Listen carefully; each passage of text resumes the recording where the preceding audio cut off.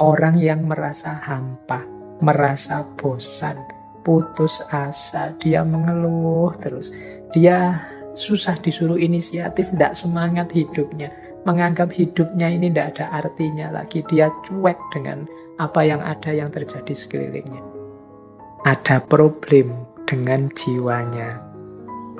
Kalau teman-teman ketemu dengan orang-orang dengan gangguan neurosis nogenik ini, pelan-pelan kita tuntun dia untuk menemukan makna hidup, untuk menemukan arti penting hidupnya. Jadi karena ini problem tanpa makna, kasihan.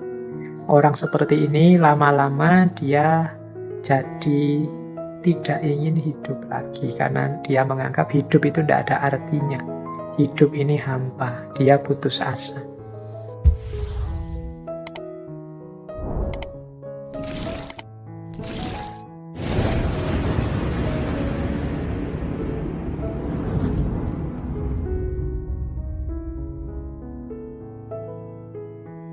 Assalamualaikum warahmatullahi wabarakatuh. Bismillahirrahmanirrahim.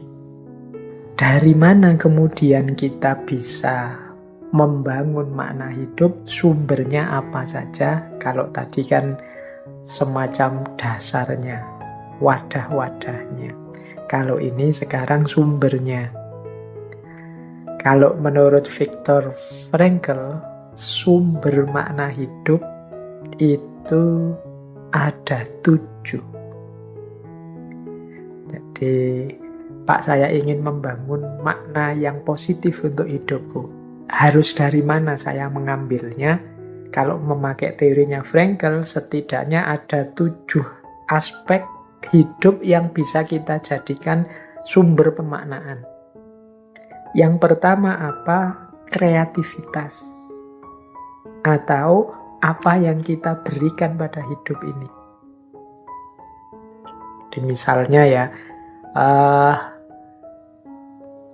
kita ini guru atau dosen atau ustadz atau apa, itu kan saya bisa sedikit-sedikit memberi kontribusi ilmu, wawasan pada murid-murid, pada mahasiswaku. Nah, ini kreativitas, karya. Saya bisanya nulis, saya bisanya memberi manfaat lewat tulisan-tulisan saya. Nah, ini juga bisa jadi sumber makna hidup. Jadi hidupku bermakna lewat tulisan. Makna hidupku sesuai dengan apa yang aku ajarkan. Jadi kreativitas itu kita memberi makna hidup berdasarkan apa yang kita berikan dalam hidup ini. Apa kontribusi apa yang kita berikan untuk kehidupan. Nah, bisa juga makna hidup itu kita ambil dari pengalaman. Kalau ini kebalikannya, kreativitas. Kalau kreativitas kan makna hidup sesuai yang kita berikan. Kalau pengalaman ini makna hidup sesuai yang kita terima dari kehidupan. Misalnya kebenaran, keindahan, atau cinta. Saya mengalami hidupku bertaburan kasih sayang dari orang tua, dari lingkungan, dari teman, dari sahabat.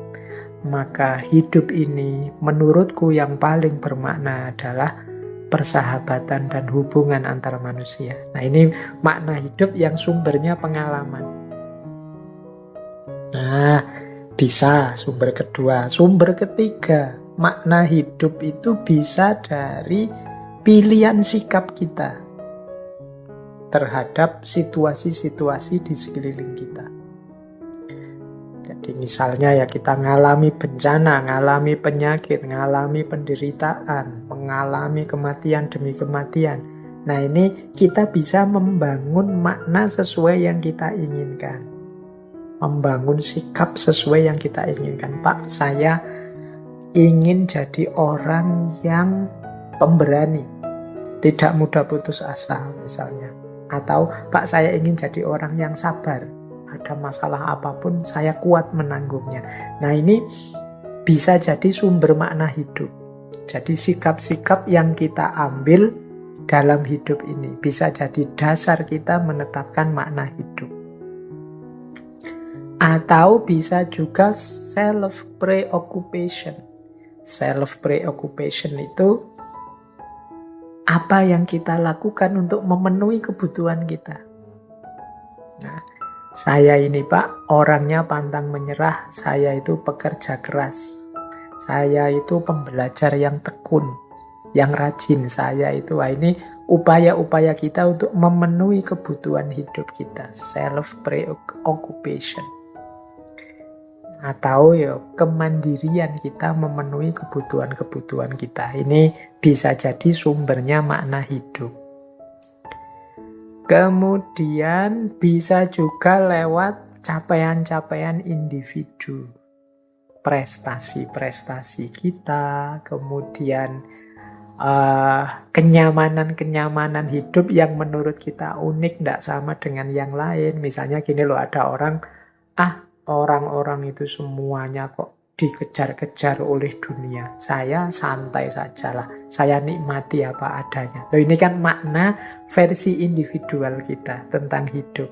Jadi melalui capaian-capaian atau keunikan-keunikan penghayatan kita sendiri terhadap hidup pribadi kita.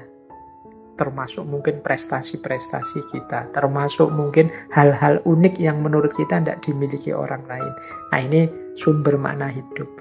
Yang lain bercita-cita tinggi-tinggi, cita-cita saya jadi orang biasa saja kok Pak. Saya ini orang biasa, yang biasa-biasa saja, dan yang saya lakukan juga biasa saja Pak. Nah, ini makna hidup, sesuai dengan penghayatan individual kita.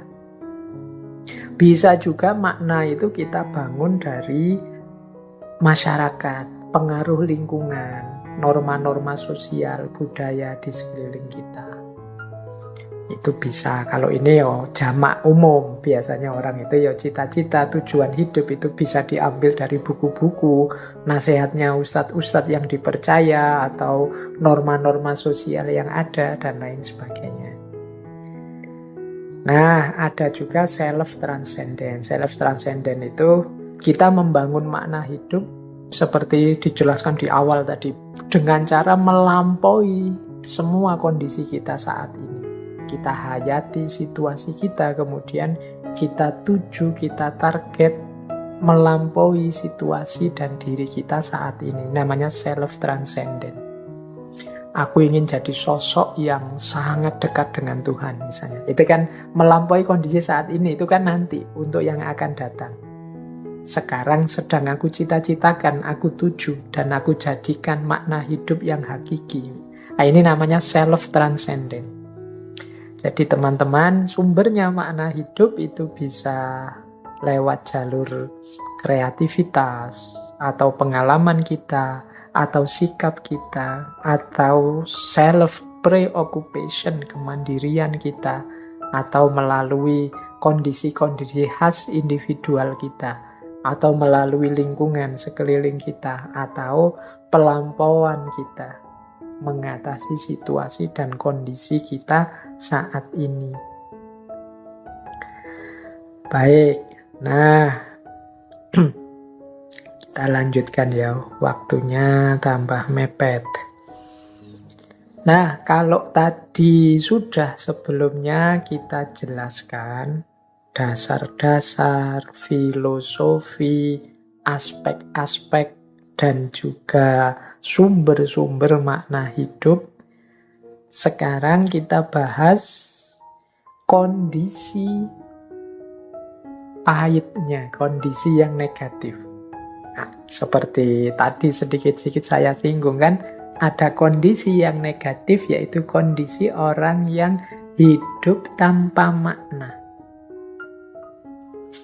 Ini kondisi patologis namanya. Ada masalah dalam jiwa seseorang yang hidup tanpa makna.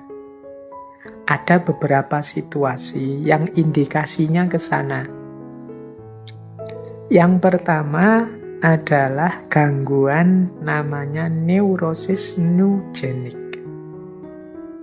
Ini mungkin kita pernah ketemu orang yang seperti ini. Orang yang merasa hampa, merasa bosan, putus asa, dia mengeluh terus. Dia susah disuruh inisiatif, tidak semangat hidupnya. Menganggap hidupnya ini tidak ada artinya lagi. Dia cuek dengan apa yang ada yang terjadi sekelilingnya. Jadi ini patologi. Ada problem dengan jiwanya. Kalau teman-teman ketemu dengan orang-orang dengan gangguan neurosis nogenik ini, ya kalau mampu bisa melakukan semacam logoterapi yang dijalankan, dicontohkan oleh Viktor Frankl tadi. Pelan-pelan kita tuntun dia untuk menemukan makna hidup, untuk menemukan arti penting hidupnya. Mungkin dari kreativitasnya atau dari pengalamannya, dari kebebasan bersikapnya, dari kemandiriannya, dari ciri khas individunya, atau dari tradisi di sekeliling dia, atau orientasi ke depan, self-transcendennya. Jadi karena ini problem tanpa makna, kasihan. Orang seperti ini lama-lama dia jadi tidak ingin hidup lagi karena dia menganggap hidup itu tidak ada artinya. Hidup ini hampa, dia putus asa. Kalau dalam agama kan bahkan putus asa itu dikategorikan orang yang kufur. Jadi maka yuk kita dampingi, kita temani kalau ada saudara, teman, sahabat kita yang ada di titik ini. Kalau agak mengkhawatirkan ya boleh dibawa ke psikiater. Nah, ini yang pertama. Ada lagi yang kedua. Ini juga gejala patologis. Kalau ini terlalu keras, karakter yang totaliter, ini mudahnya orang yang memaksakan maknanya pada orang lain. Memaksakan tujuan, kepentingan, kehendaknya pada orang lain. Tidak mau diberi masukan. Kalau dikritik marah-marah, menganggap dirinya pasti benar dan selalu benar. Ini juga patologis. Karakter totaliter ini. Ya setiap orang punya makna. Orang totaliter itu memaksakan maknanya pada orang lain. Dia tidak bisa dikritik, tidak bisa menerima masukan, tidak sadar kenyataan orang lain juga punya makna hidup sendiri. Ini juga akan jadi bagian dari masalah dan juga troublemaker dalam kehidupan kita. Ya mudahnya mari kita introspeksi ya untuk diri kita sendiri saja. Karena kadang-kadang kita itu, kalau saya bilang seperti ini, yang terbayang di kepala teman-teman kan orang yang tidak disukai oleh teman-teman. Entah kelompok yang mana atau kubu yang mana. Sehingga akhirnya tidak ada perbaikan, wong kita menuju orang lainnya kan tidak mau dengan apa yang kita sampaikan. Maka mari kita untuk muhasabah diri sendiri kita saja. Jangan-jangan kita sering seperti ini. Memaksakan makna hidup kita agar diakui dan diterima oleh orang lain. Padahal setiap individu seperti pandangannya Frankl tadi itu kan sosok yang otentik. Mereka itu setiap orang punya makna hidup sendiri-sendiri. Mereka punya dasar dan sumbernya sendiri-sendiri. Itulah mengapa bahkan kalau Al-Quran sendiri kan bilang bahwa ya memang manusia itu fitrahnya beda-beda. Allah yang menjadikan syir'atan wa minhajan. Setiap orang punya jalan, punya cara hidup sendiri-sendiri sesuai maknanya masing-masing. Maka memaksakan makna itu sebenarnya ya nabrak sunnatullah. Boleh kita menyampaikan yang benar menurut saya ini loh, makna yang cocok dalam hidup ini yang pas ini. Tapi jangan memaksakan makna pada orang lain. Orang lain punya penghayatan dan perspektif sendiri terhadap kehidupan. Maka Kalau keinginan agar orang mengikuti makna kita itu mengeras, menguat, sampai memaksakan keinginan kita pada yang lain, ya jadinya karakter totaliter. Oke, kemudian ada karakter konformis. Kalau ini kebalikannya totaliter. Karakter konformis ini orang mirip dengan dulu waktu kita membahas people pleaser. Orang yang tunduk saja, ikut saja pada lingkungan dan orang lain di sekitarnya, tidak peduli aspirasinya sendiri, tidak peduli kepentingannya sendiri, tidak peduli pemikirannya sendiri. Dia abai terhadap dirinya sendiri, mengorbankan dirinya. Ini karakter yang konformis. Kebalikannya totaliter tadi. Dia justru tidak punya jati diri, tidak punya makna hidup. Tidak punya makna hidup, kemudian dia hanya ikut saja orang lain, ikut saja lingkungan.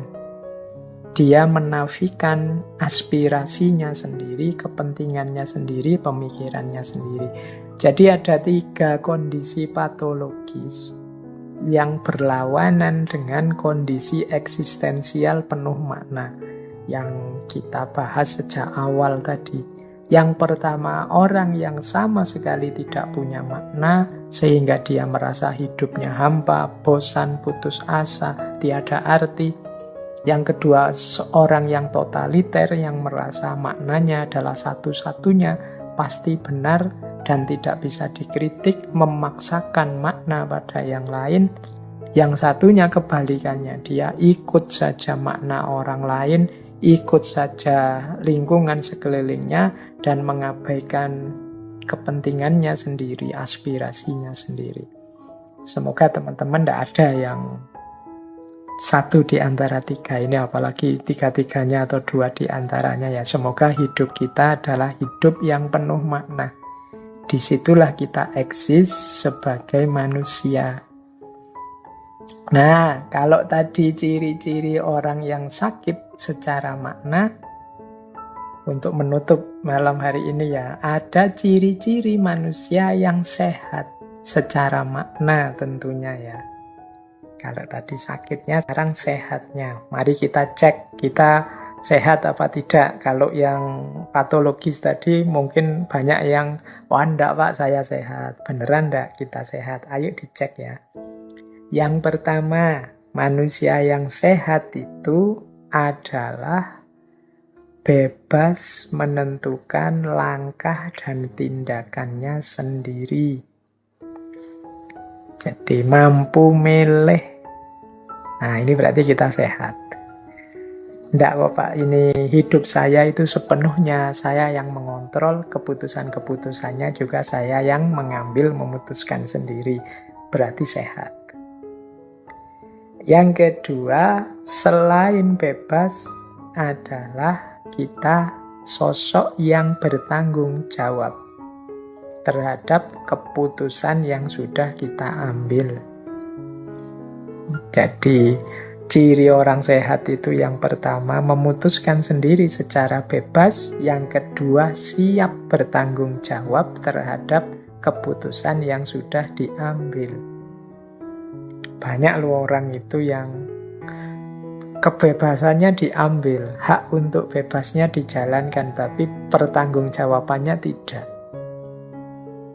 Bebas ngomongnya diambil, ngomong macam-macam, tapi yuk bantu kalau gitu kita perbaiki situasi. Oh, itu bukan tanggung jawab saya. Nah, ini bebas memutuskan, ya harusnya bebas, siap bertanggung jawab terhadap keputusan itu. Itu cirinya orang sehat. Yang ketiga, tidak dipengaruhi, ditentukan oleh kekuatan-kekuatan di luar diri. Jadi keputusan-keputusan yang kita ambil itu memang keputusan kita. Loh, kalau begitu tidak peduli dengan yang lain, Pak, tidak belajar, tidak, enggak. boleh belajar, boleh mempertimbangkan masukan dari luar, dari orang lain, tapi keputusannya tetap hak kita. Keputusannya tetap kita sendiri yang mengambil. Oh iya, saya membaca juga buku ini. Oh, saya mempertimbangkan usulmu, saya menerima masukanmu. Dari semua pertimbangan yang masuk, saya putuskan ini ya. Ini keputusanku pribadi, dan aku siap tanggung jawab. Nah, ini ciri manusia yang sehat. Jadi bebas, tanggung jawab, tidak diatur atau disetir atau ditentukan oleh kekuatan di luar diri. Yang keempat, orang sehat itu punya makna hidup yang cocok dengan dirinya. Nah, kalau ini sudah dijelaskan tadi ya sejak awal. Ya, hidup yang tanpa makna itu ya memang hampa, kosong, pahit. Jadi kalau ada yang merasa hampa tadi kan kita berarti masih ada di level gangguan neurosis nugenik tadi. Nah, kita hidup yang sehat itu ya hidup yang punya makna. Semoga hidup kita, makna hidup yang kita pegangi itu cocok dengan diri kita. Ciri orang yang sehat selanjutnya adalah orang yang secara sadar mampu mengontrol hidupnya sendiri. Mudahnya adalah orang yang mandiri. Kalau dia menginginkan, ya dia inginkan dan dia wujudkan apa yang dia inginkan. Kalau dia ingin menghindari, ya dia hindari dan dia mampu menghindari. Ini namanya orang hidup yang sadar dan mampu mengontrol dirinya sendiri. Mari kita membentuk diri kita untuk jadi seperti ini. Kita mampu menyadari dan mengontrol sepenuhnya kehidupan kita. Kemudian, ciri manusia sehat selanjutnya adalah mampu mengungkapkan cipta, pengalaman, atau sikap yang memang ingin kita ungkapkan. Jadi, apa yang ingin kita sampaikan, kita mampu menyampaikannya. Apa yang ingin kita lakukan, kita mampu melakukannya. Dan kita tidak takut apapun, tidak ada yang menghalangi kita, tidak ada yang mengancam kita, mengontrol kita sehingga kita tidak jadi mengungkapkan. Jadi kita mampu dan mau mengungkapkan nilai-nilai cipta, rasa, karsa, pengalaman, sikap yang ingin kita sampaikan. Kemudian ciri manusia sehat yang terakhir adalah mampu mengatasi diri sendiri, mengatasi perhatian terhadap diri, kalimatnya begitu. Maksudnya apa mengatasi itu? Ini aspek transendensi tadi. Kita mampu mengarahkan, memproyeksikan diri kita ke arah yang kita inginkan ke depan. Jadi kita siap bercita-cita dan mampu berjuang mewujudkan cita-cita itu ke depannya. Tidak sekedar terpenjara oleh masa lalu atau menerima situasi di masa kini, tapi juga mampu bercita-cita dan mampu berjuang mewujudkan cita-cita yang sudah dipatok ke depan. Inilah ciri-ciri manusia yang sehat.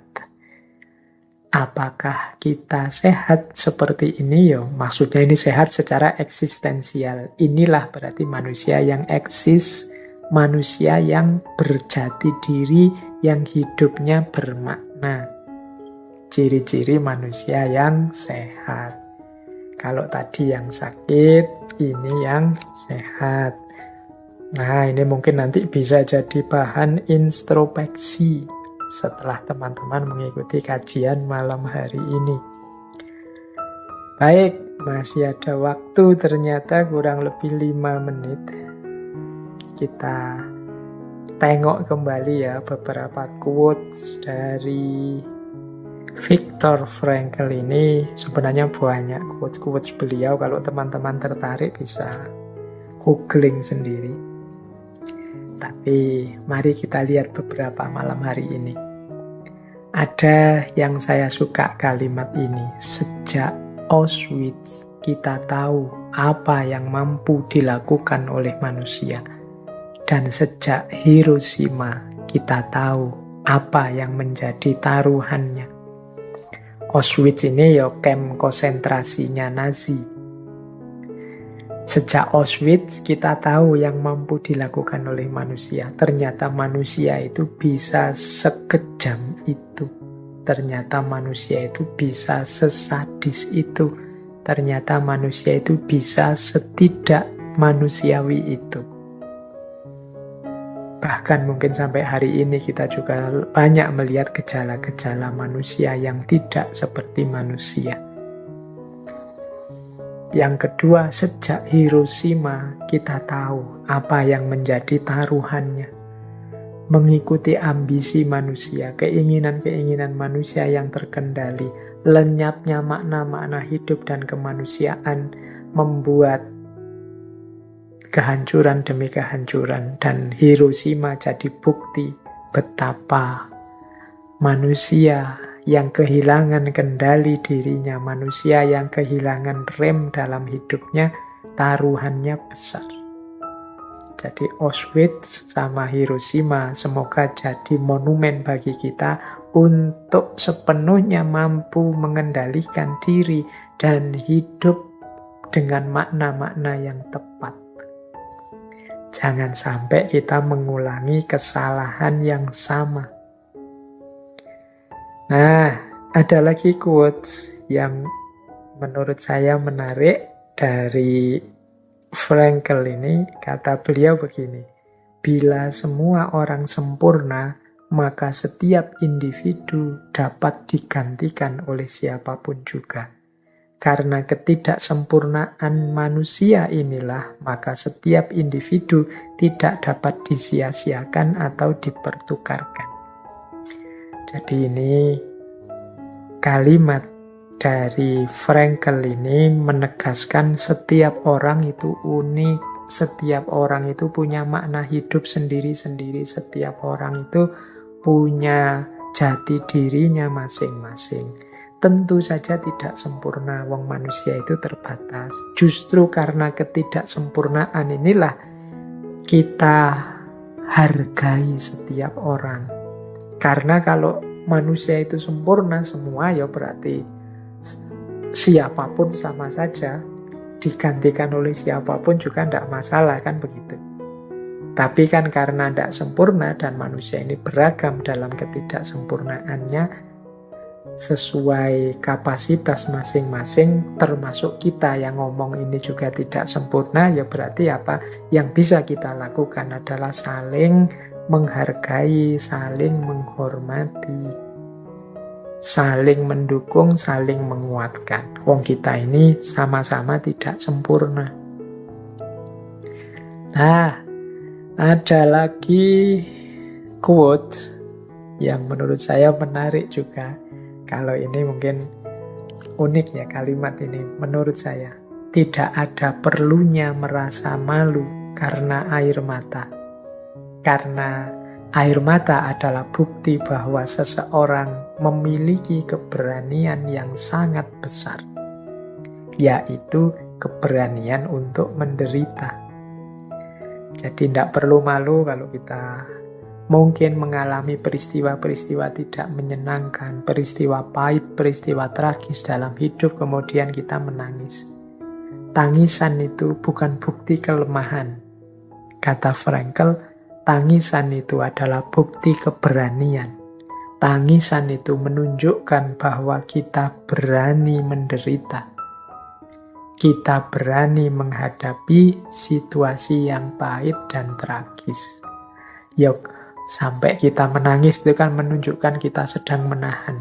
Kita sedang menerima dengan gagah berani kepahitan itu sampai air mata kita mengalir.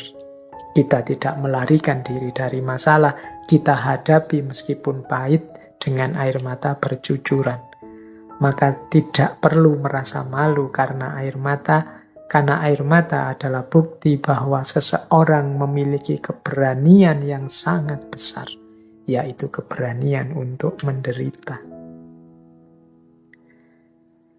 Nah, terakhir, ini saya baca di akhir karena menarik quotes yang terakhir ini. Kata Frankl, ini untuk teman-teman yang masih muda ya, dia punya konsep menarik tentang kesuksesan. Jangan mengejar kesuksesan, karena semakin dikejar dan semakin dijadikan target, semakin kita akan kehilangan dia. Karena sukses, seperti halnya kebahagiaan, tidak dapat dikejar. Dia harus lahir dengan sendirinya. Dan hal itu terjadi sebagai dampak sampingan yang tidak direncanakan dari dedikasi pribadi seseorang kepada satu tujuan yang lebih besar daripada dirinya sendiri, atau sebagai produk sampingan dari penyerahan diri seseorang kepada seseorang yang lain daripada dirinya sendiri. Kebahagiaan harus terjadi, dan hal yang sama berlaku untuk kesuksesan. Kita harus membiarkannya terjadi dengan bersikap tidak peduli tentang itu. Saya ingin Anda mendengarkan apa yang diperintahkan oleh hati nurani Anda untuk dilakukan, dan melakukannya terus sebaik-baiknya sesuai dengan pengetahuan Anda. Maka Anda akan dapat menyaksikan jauh di kemudian hari, jauh di kemudian hari, bahwa kesuksesan akan mengikuti Anda justru karena Anda telah berhenti memikirkannya. Jadi ini rumus kesuksesan yang unik dari Frankl. Kita itu yang penting ayo mengikuti hati nurani kita, keinginan-keinginan, aspirasi-aspirasi, cita-cita yang ada dalam diri kita, kemudian sebaik mungkin kita kejar, kita wujudkan keinginan itu. Nggak usah mikir hasilnya sukses atau tidak, termasuk nanti membahagiakan atau tidak. Kesuksesan, kebahagiaan itu biarkan hanya sebagai efeknya saja atau dampaknya saja.